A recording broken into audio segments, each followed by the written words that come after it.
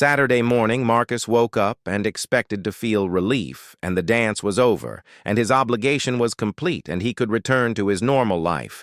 But instead, he felt empty, and the penthouse seemed quieter than usual and lonelier than it had ever been. And he made coffee and sat by the window, and his phone was silent, and Emma had not texted him yet, and he realized he was waiting for her to, and that scared him, because waiting meant caring, and caring meant vulnerability. His phone finally buzzed at 9, and it was Emma. And the text said, "Good morning, and thank you again for last night. And it was the best night ever." And Marcus typed back, "You are welcome," and then deleted it and typed, "I am glad you had fun," and then he stared at the phone, wondering if he should say more and wondering if he should start pulling away now before things got more complicated. But his fingers typed, "Can I take you for breakfast?" and he sent it before he could change his mind. Emma replied immediately with yes, yes, yes, and 3 heart emojis, and Marcus picked her up an hour later, and Sophia came to the door and said, "Emma is getting ready and come in," and Marcus stepped inside and Sophia said, "We need to talk." And Marcus felt his stomach drop and said, "Okay." And Sophia said, "Emma is very attached to you, and you need to decide what you want, and because if you disappear now, it will break her heart." And Marcus said, "I know." And Sophia said, "So what do you want?" And Marcus struggled to find words and finally said, "I do not know, and I did not plan for any of this." And Sophia said, "Life does not follow plans. And so figure it out." And fast Emma came out wearing jeans and a sweatshirt and her hair in a ponytail, and she hugged Marcus and said, "I am ready." And they went to a diner near her apartment, and Emma ordered pancakes and told Marcus about everything that happened after he left, and how Lucy said her dad was nice, and how Mrs. Patterson said they made a great team, and how she put the trophy on her dresser, where she could see it every morning. And Marcus listened and felt warmth spread through his chest, and it was unfamiliar, but not unwelcome. After breakfast, they walked through the neighborhood, and Emma showed him her favorite spots, and the library where she went after school, and the small playground where she used to play with her dad, and the corner store where the owner knew her name and gave her free candy sometimes, and Marcus saw her whole world, and it was small, but full of love and connection and everything his world was not. And Emma said, "Do you want to see something special?" And Marcus said yes, and she led him to a community garden. The garden was full of flowers and vegetables and people working in small plots, and Emma said my dad had a plot here, and we used to come every weekend and plant things and watch them grow, and after he died, my mom could not come here anymore because it hurt too much, and so our plot went to someone else. And Marcus said, "I am sorry," and Emma said it is okay, and I still come sometimes to remember, and she showed him where their plot used to be, and said we grew tomatoes and cucumbers. And my dad said patience is the most important thing in gardening and in life. Marcus said your father sounds like he was very wise. And Emma said he was, and I wish you could have met him, and I think he would have liked you. And Marcus said, I think I would have liked him too. And Emma said, "Marcus, can I ask you something hard?" And Marcus said yes, and Emma said, "Are you going to disappear now? And now that the dance is over?" And Marcus felt like someone had punched him, and he said, "What makes you think that?" And Emma said, "Because that is what people do, and they stay for a little while, and then they leave, and my dad did not want to leave, but he had to, and your dad chose to leave, and so I know that people leave." Marcus knelt down, so he was at Emma's eye level, and said, "Look at me." And Emma looked at him with those big brown eyes that were trying to be brave, and Marcus said, "I am not going to lie to you, and I do not know what happens next, and I do not know how to be a father or even a friend, because I have not been either of those things in a very long time, but I do know that I am not leaving, and not right now, and not because of the dance being over." And Emma said, "Promise." And Marcus remembered Sophia's warning about making promises he could not keep, but he said, "I promise." Emma threw her arms around his neck and hugged him tight, and Marcus hugged her back, and felt something inside him that had been frozen for decades start to thaw, and it hurt, and it felt good at the same time, and Emma pulled back and said, "Good." And because I already decided, I'm keeping you." And Marcus laughed and said, "You decided?" And Emma said, "Yes, and you need me. And I need you. And so it is settled." And Marcus said, "Is that so?" And Emma said, "Yes, and now we should get ice cream."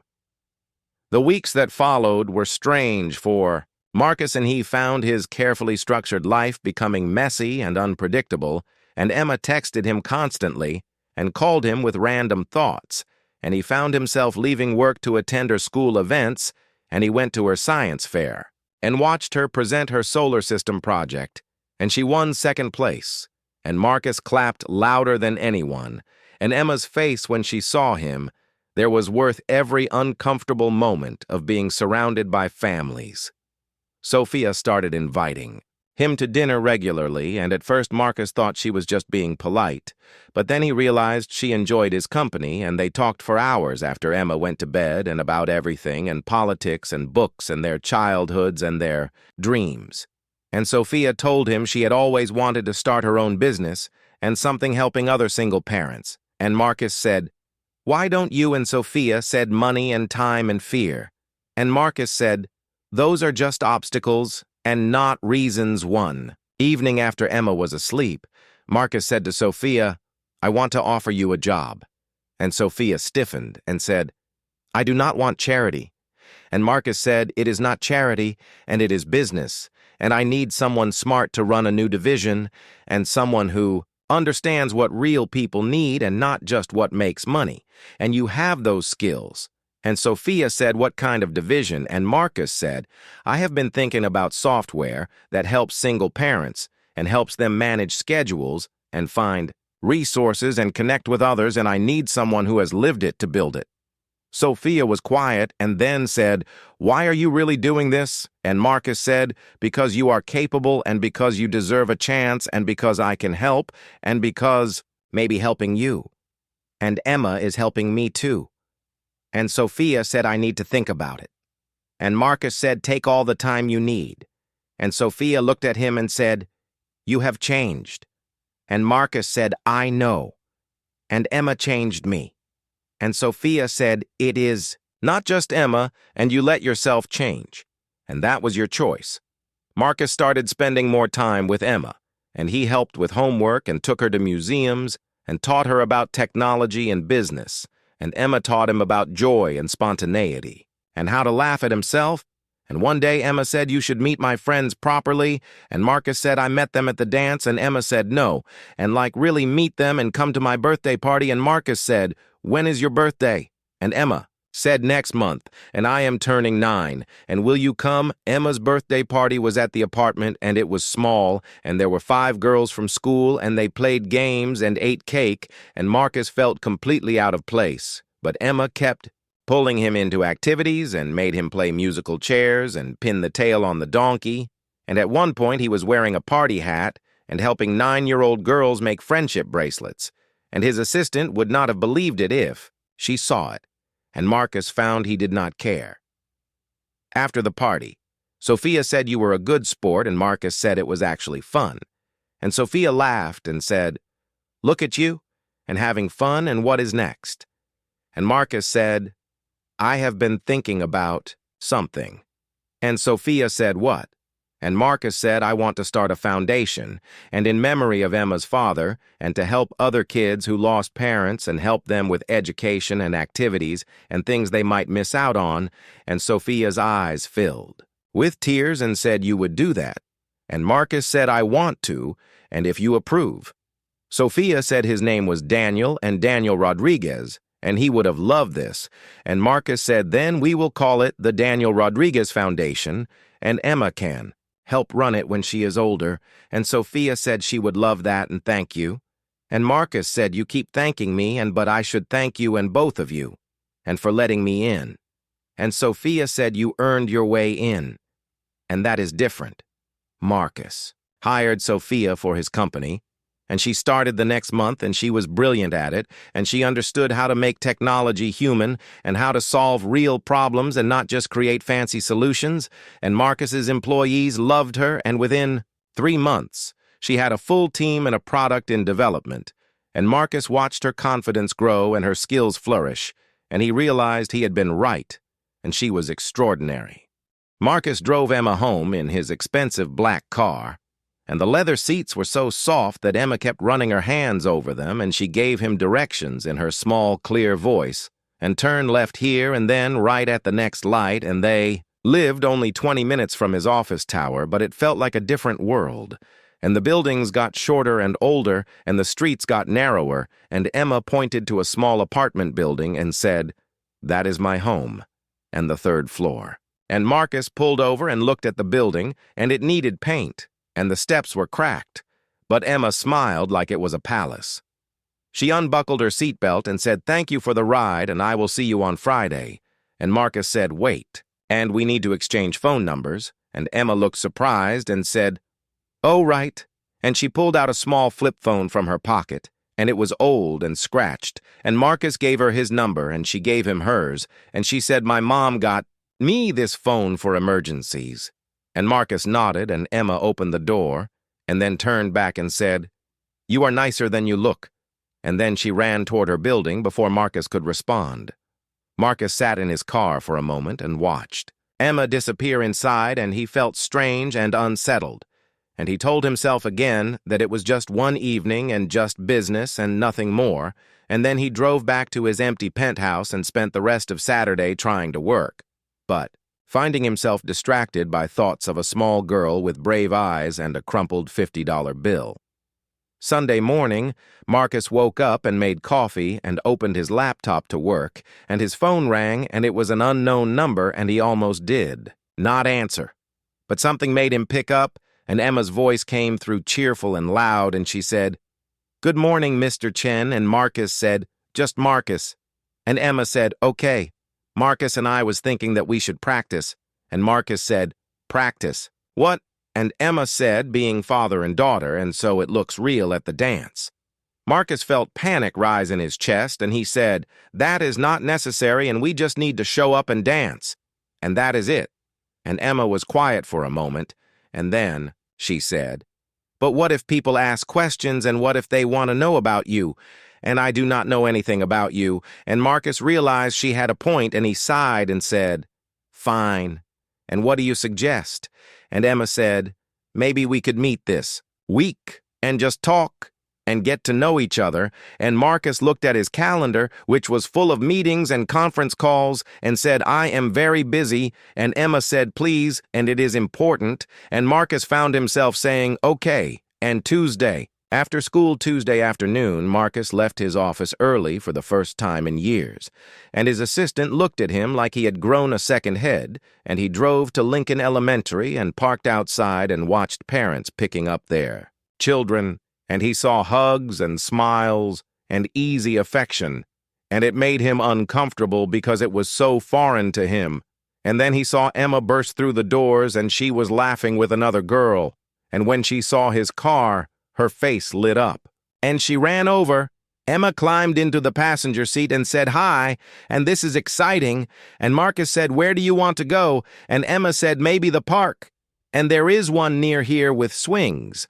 And Marcus drove to the park, and they sat on a bench. And Emma had a backpack full of homework, and she pulled out a math worksheet and said, "I need help with fractions." And Marcus looked at the worksheet, and fractions were easy, and he explained how they worked, and Emma listened carefully and asked good questions, and Marcus realized she really was smart, like she said. After homework, Emma said, "Now we should talk about you," and Marcus said, "What do you want to know?" And Emma pulled out a small notebook and said, "I made a list," and Marcus almost smiled, and Emma said first, "What is your favorite color?" And Marcus said, "I do not have one."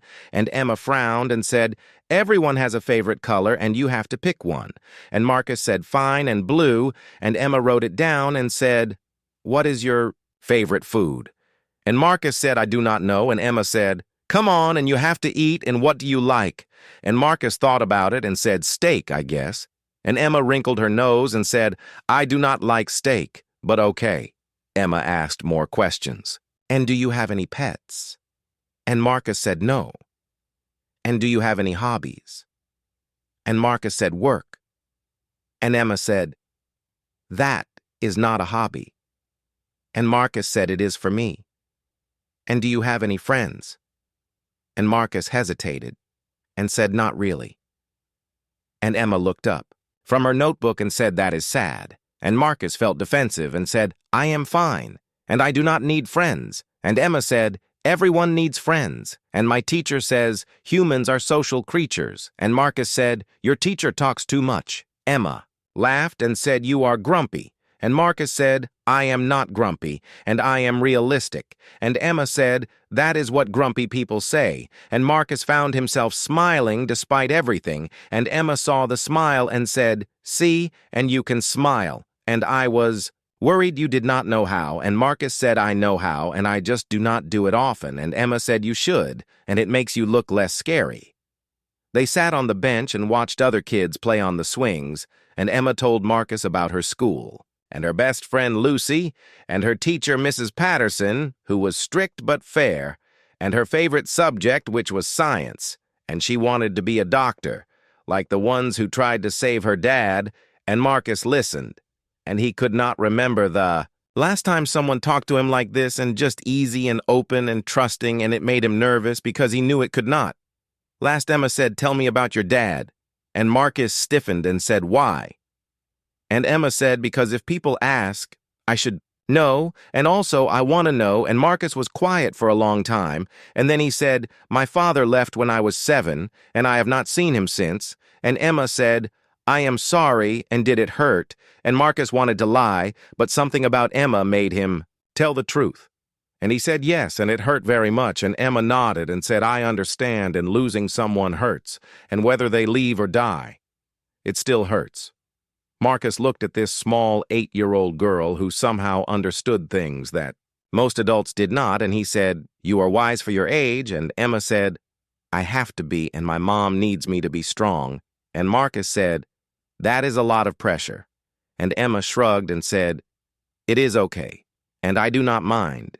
And Marcus heard an echo of his own childhood in those words, and the way children convince themselves that carrying adult burdens is fine. The next day, Marcus was in a meeting when his phone buzzed, and it was a text from Emma, and it said, I have a science project due Friday, and I need help, and can you come over tonight? And Marcus stared at the phone, and he had agreed to one dance and not homework help, and not science projects, and not getting involved in her daily life, and he should say no, but instead he texted back, what time? And Emma sent back 6:00 and 3 smiley face emojis. That evening, Marcus found himself standing outside Emma's apartment door and holding his briefcase and feeling completely out of place. And he knocked and heard footsteps, and the door opened and a woman stood there, and she was in her early 30s with tired eyes and dark hair like Emma, and she looked at Marcus with suspicion and said yes. And Marcus said, I am Marcus Chen, and I am here to help Emma with her science project. And the woman's eyes narrowed and said, I am Sofia Rodriguez and Emma's mother, and why exactly are you helping my daughter with her homework? Emma appeared behind her mother and said, Mom, I told you, and he is the one taking me to the dance. And Sophia's expression did not soften, and she said, Come in, but we need to talk. And Marcus followed them into a small apartment that was clean but worn, and the furniture was old and mismatched, and there were pictures everywhere of Emma and a man, who must have been her father, and Sophia pointed to the couch and said, Sit, and Emma said, I will get my project, and she disappeared into another room. Sophia sat across from Marcus and crossed her arms and said, Explain to me why a rich man I have never met is suddenly interested in my daughter, and Marcus felt her protective anger, and he respected it, and he told her the truth. And about Emma showing up at his office, and the $50, and the father-daughter dance, and his own father leaving, and how he saw himself in Emma, and Sophia listened without interrupting, and when he finished, she was quiet for a long time. They danced 3 songs, and then Emma wanted punch, and they stood by the refreshment table, and Emma introduced him to her friends, and her teacher, Mrs. Patterson, came over and said, You must be Emma's father. And Marcus hesitated, and Emma said, He is Marcus, and he is special to me. And Mrs. Patterson smiled and said, Well, it is nice to meet you. Marcus and Emma is a wonderful student, and Marcus said, I know, and she is very smart. And Mrs. Patterson said she is, and we are lucky to have her. The DJ announced a father-daughter game, and all the pairs had to stand back-to-back and answer questions about each other, and Emma grabbed Marcus's hand and said, we have to play, and Marcus said, we barely know each other, and Emma said, we know enough. And they stood back-to-back with other pairs, and the DJ asked questions, and what is your dad's favorite color? And Emma and Marcus both said blue, and they were right. And what is your daughter's favorite subject? And Marcus said science, and Emma had said science, and they got 5 out of 7 questions right, and won a small trophy, and Emma held it up and cheered. After the game, they danced more, and Emma introduced Marcus to more people, and everyone was kind and welcoming, and no one questioned why they were there. And Marcus realized that people saw what they wanted to see, and what they saw was a father and daughter who cared about each other. And maybe that was enough. And maybe the details did not matter as much as the feeling. Near the end of the dance, Emma said, I need to tell you something, and Marcus said, what? And Emma said, I know you said this was just one night and just business, but I do not think of you as business, and I think of you as a friend and maybe more. And Marcus felt panic, because this was what he was afraid of, an attachment and connection and the possibility of loss. And he said, Emma, and she said, I know. And you said one night, but maybe it does not have to be. And Marcus did not know what to say, and final song played, and it was a slow song, and Marcus and Emma danced, and Emma said, my dad used to dance with me in our kitchen, and when I was really little, he would let me stand on his feet, and Marcus said, that sounds nice, and Emma said it was, and I miss him, but tonight was nice too, and you are different from him, but you are special in your own way, and Marcus said, you are special too, Emma. And she smiled and said, I know. When the dance ended, they walked to the car, and Emma was tired and happy, and she fell asleep on the drive home, and Marcus carried her upstairs, and Sophia opened the door and saw Emma sleeping in his arms and said, bring her in. And Marcus laid Emma on her bed, and Sophia covered her, and they walked back to the living room, and Sophia said, how was it? And Marcus said it was perfect, and Sophia said, good, and I am glad. And she walked him to the door and said, Marcus, and he turned, and she said, whatever this is, and whatever happens next, and thank you for tonight, and for making my daughter happy. Marcus drove home and realized he still had Emma's $50 bill in his desk drawer, and he had never actually taken her payment, and this had never really been a transaction at all, and it had been something else, and something real, and something that scared him more than anything ever had. And when he got home, he did not go to his office or check his email, and he just sat by the window and watched the city and thought about a little girl who had offered him $50 and given him something worth so much more. Emma continued to be part of Marcus's life, and she came to his office sometimes after school and did homework in his conference room, and his employees got used to seeing her, and she charmed everyone and learned all their names and asked about their families, and brought light into the serious corporate space, and one day Marcus's assistant said, that girl is good for you. And Marcus said, I know, and the assistant said, you smile now, and you never used to smile, and Marcus said, I never had. A reason to. 6 months after the dance, Marcus took Emma and Sophia to dinner at a nice restaurant, and Emma wore her blue dress from the dance, and Sophia wore a dress Marcus had never seen, and she looked beautiful, and at dinner Emma said, this is fancy. And what is the occasion? And Marcus said, I have something for you. And he pulled out an envelope and handed it to Emma and said, open it. Emma opened the envelope, and inside was the crumpled $50 bill, and she looked confused and said, this is my money, and Marcus said, I never spent it, and I never took payment, and because you cannot pay someone to care about you. And Emma said, but we had a deal. And Marcus said, we had something better than a deal, and we had a beginning. And Emma said, a beginning of what? And Marcus said, of a family, and maybe not a traditional family, but a family we chose. Emma looked at her mother, and Sophia nodded, and Emma looked back at Marcus and said, so you are staying, and like really staying, and Marcus said, I am really staying, and Emma said forever, and Marcus said, I cannot promise forever, and because life is unpredictable, but I can promise that I will be here as long as you want me, and I will not leave by choice, and Emma said, I will always want you, and Marcus felt his throat tighten and said, Then, I guess you are stuck with me. Emma got up and hugged him and said, Best $50 I never spent, and Marcus laughed and Sophia smiled and said, You know what this means. And Marcus said what?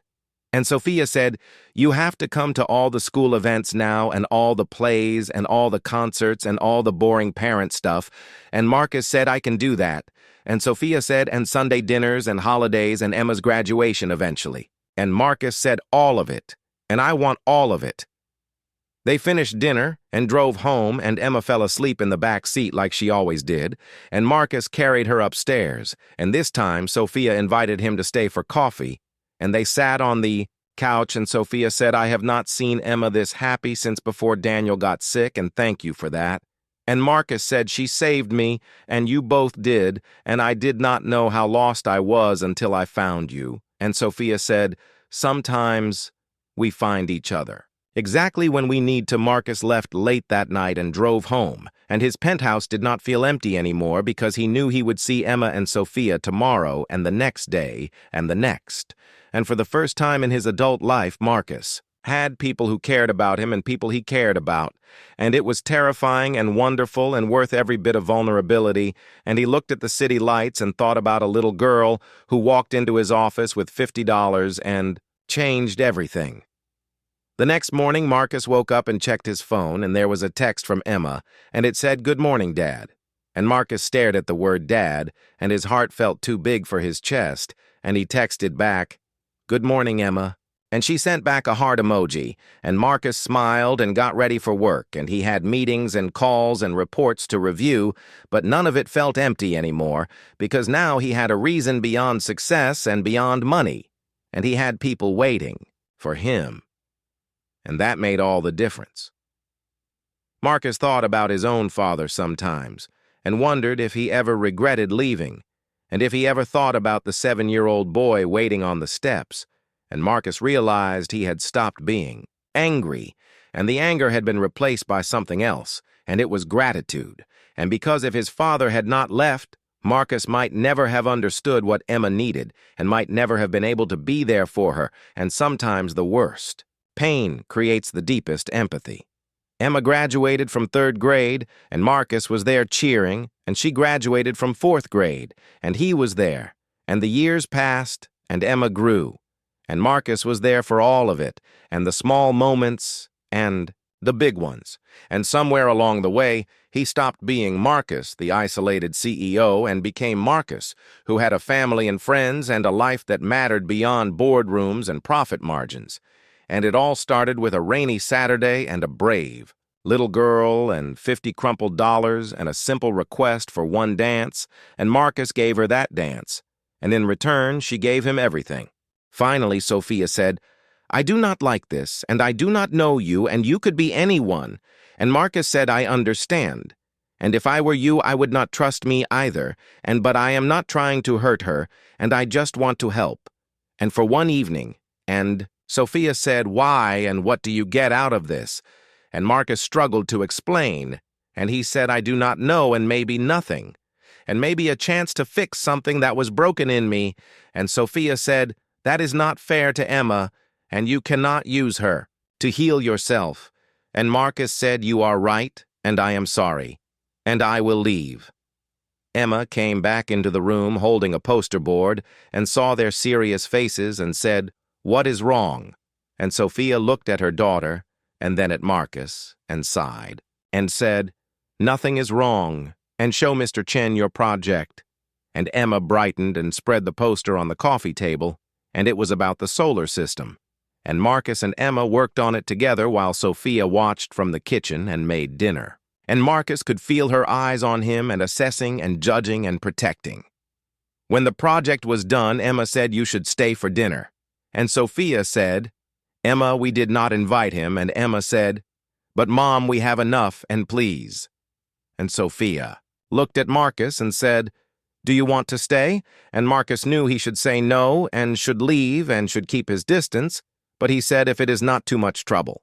And Sophia said it is just spaghetti and nothing fancy. And Marcus said that sounds perfect.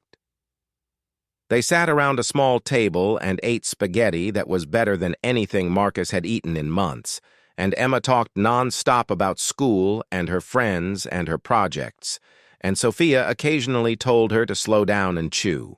And Marcus watched them and saw the easy love between them and the way they moved around each other in the tiny kitchen, and the way Emma helped clear plates without being asked, and he felt something he had not felt in decades, and it was longing. And not for things or success, but for this, and for connection and belonging and family. After dinner, Marcus said he should go, and Sophia walked him to the door and said, "I am still not sure about this, but Emma seems happy, and she has not been. This happy since her father died, and if you hurt her, I will make you regret it." And Marcus believed her completely and said, "I will not hurt her, and I promise." And Sophia said, "Do not make promises you cannot keep." And Marcus left, wondering if he already had. The rest of the week passed in a blur for Marcus, and he found himself thinking about Emma at strange times and during meetings and while reviewing contracts, and she texted him constantly and asked questions about everything, and what is the biggest building you ever saw, and do you like ice cream? And if you could have any superpower, what would it be? And Marcus answered each text, even though he told himself he was too busy, and his assistant noticed and raised her eyebrows but said nothing. Thursday afternoon, Emma called him and said emergency, and Marcus felt his heart jump and said, "What is wrong?" And Emma said, "I need a dress for tomorrow, and my mom cannot leave work, and can you take me shopping?" And Marcus said, "I do not know anything about shopping for dresses," and Emma said, "Please, and it will be fast, and I promise." And Marcus found himself leaving work early again and picking Emma up from school and driving to the mall. Inside the store, Emma ran from rack to rack and pulled out dresses and held them up and said, "What about this one?" And Marcus looked at a bright pink dress with too many ruffles and said, "If you like it?" And Emma said, "But do you like it?" And Marcus realized she actually cared what he thought, and he looked more carefully and said, "I think you would look better in something simpler." And Emma put the pink dress back and kept looking. And finally she found a blue dress that was simple and elegant, and she held it up and said, "This one." And Marcus said, "Yes, and that one is perfect." Emma went to try it on and came out of the dressing room and spun around, and the dress fit her perfectly, and she looked so happy and so young, and Marcus felt that strange tightness in his chest again. And Emma said, "Do I look okay?" And Marcus said, "You look beautiful." And Emma grinned and said, "Really?" And Marcus said, "Really?" And they bought the dress, and Emma held the bag like it was treasure and said, "Thank you. And this is the nicest dress I ever had." On the way back to her apartment, Emma was quiet, and then she said, "Marcus, can I ask you something?" And Marcus said, "Of course." And Emma said, "Why did your dad leave?"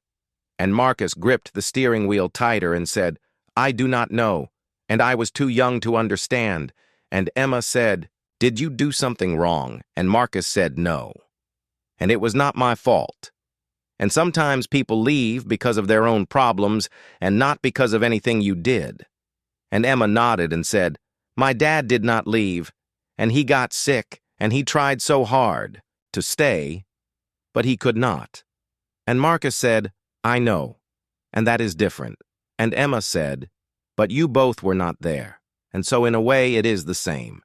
And Marcus had never thought of it that way, but she was right.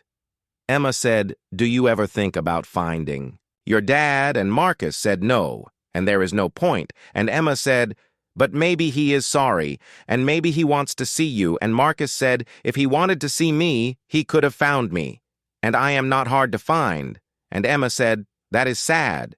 And Marcus said, "Life is sad sometimes." And Emma said, "But it does not have to be sad all the time." And Marcus looked at her and said, "When did you get so smart?" And Emma said, "I was born this way." That evening, Marcus dropped Emma off, and Sophia was home early, and she came down to the car and thanked Marcus for taking Emma shopping and said, "You did not have to do that." And Marcus said, "I wanted to." And Sophia studied his face and said, "You are not what I expected." And Marcus said, "What did you expect?" And Sophia said, "Someone cold and someone using my daughter for tax write-offs or good publicity, but you actually care." And Marcus did not know what to say to that because he had not planned to care, and caring was dangerous, and caring meant pain. Sophia said, "Do you want to come up for coffee?" And Marcus knew he should say no and should go home and should maintain distance. But he said yes, and they went upstairs, and Emma was already in her pajamas doing homework, and Sophia made coffee and sat across from Marcus at the small kitchen table and said, "Tell me about your company." And Marcus explained what he did, and Sophia listened and asked intelligent questions, and Marcus found himself impressed and said, "You understand business." And Sophia said, "I used to study business in college, and before I got married and before everything changed." Marcus said, "Why did you stop?" And Sophia said, "My husband got sick, and someone had to work, and someone had to take care of him, and we needed money fast, and nursing paid better than entry-level business jobs. And so I went to nursing school instead." And Marcus said, "Do you regret it?" And Sophia said, "Sometimes, but I got to spend time with him, and that was worth more than any career." And Marcus said, "You loved him very much." And Sophia smiled and said, "I did, and I still do, and Emma looks like him." They talked for over an hour and about life and loss and raising a child alone and building a business alone, and Marcus found himself telling Sophia things he had never told anyone, and about the loneliness and the walls he built, and the way success felt empty when there was no one to share it with, and Sophia listened without judgment and said, "You know those walls keep people out, but they also keep you in." And Marcus said, "I know, but I do not know how to tear them down." And Sophia said, "Maybe you do not tear them down, and maybe you let someone in, and the walls fall on their own." Emma fell asleep on the couch, and Sophia covered her with a blanket and said, "She does this and studies so hard. She exhausts herself." And Marcus looked at Emma sleeping, and she looked even younger, asleep, and vulnerable. And Sophia said, "She talks about you constantly. And Marcus, you said this, and Marcus, you did that. And she is getting attached." And Marcus felt fear and said, "I know, and I am sorry." And Sophia said, "Do not be sorry, and just do not disappear. And if you are going to be in her life, then be in her life. And if you are going to leave, then leave, now before she loves you too much." Marcus drove home that night and thought about what Sophia said, and he thought about Emma, and how she had crashed into his carefully controlled life like a small hurricane, and destroyed his routines and made him feel things he had spent decades trying not to feel, and he should pull back and should create distance and should protect himself. But when he got home and walked into his empty penthouse and heard nothing but silence, he realized he did not want. Friday arrived, and Marcus was more nervous than he had been for any business deal, and he left work at 5 and went home and showered and put on his best suit and checked himself in the mirror 3 times, and his hands were shaking slightly. And he told himself he was being ridiculous, and it was just a school dance and just a few hours, but it felt bigger than that, and it felt important in a way he could not explain. He picked up Emma at 6:30, and she answered the door, and she was wearing the blue dress, and her hair was braided with small flowers woven in, and she looked beautiful and grown up, and still like a little girl all at once. And Sophia had done her hair and was taking pictures, and said, "Smile, Emma." And Emma smiled, and then pulled Marcus into the picture and said, "One with both of us." And Sophia took the picture and looked at it and showed them, and they looked like a real father and daughter, and Marcus felt something shift in his chest. In the car, Emma was quiet, and Marcus said, "Are you nervous?" And Emma said, "Yes, and what if people ask questions, and what if they know you are not my real dad?" And Marcus said, "Then we tell them the truth, and that I am your friend." And Emma said, "Okay." And then she said, "Marcus." And he said, "Yes." And she said, "Thank you, and for everything, and not just the dance, but for being here." And Marcus said, "You are welcome." And then because it felt right, he said, I should be thanking you. And Emma said for what, and Marcus said for reminding me what it feels like to be human. The school gym was decorated with streamers and balloons, and there was a DJ playing music and tables with food and fathers and daughters everywhere, and some of the dads looked uncomfortable in suits, and some looked natural, and all of them looked proud, and Emma took Marcus's hand and led him inside, and several of her classmates ran up and said, "Emma, you came, and who is this?" And Emma said, "This is Marcus, and he is my friend, and he came to dance with me." The music started, and it was a slow song, and Marcus had not danced in 20 years, and he felt awkward and stiff, but Emma took his hands and put them on her shoulders, and she put her hands on his waist and said, "Just move back and forth, and it is easy." And they danced, and Emma stepped on his feet twice and apologized, and Marcus said, "It is okay, and I am not very good at this either." And Emma said, "You are doing fine." And she rested her head against his chest, and Marcus felt his walls crack.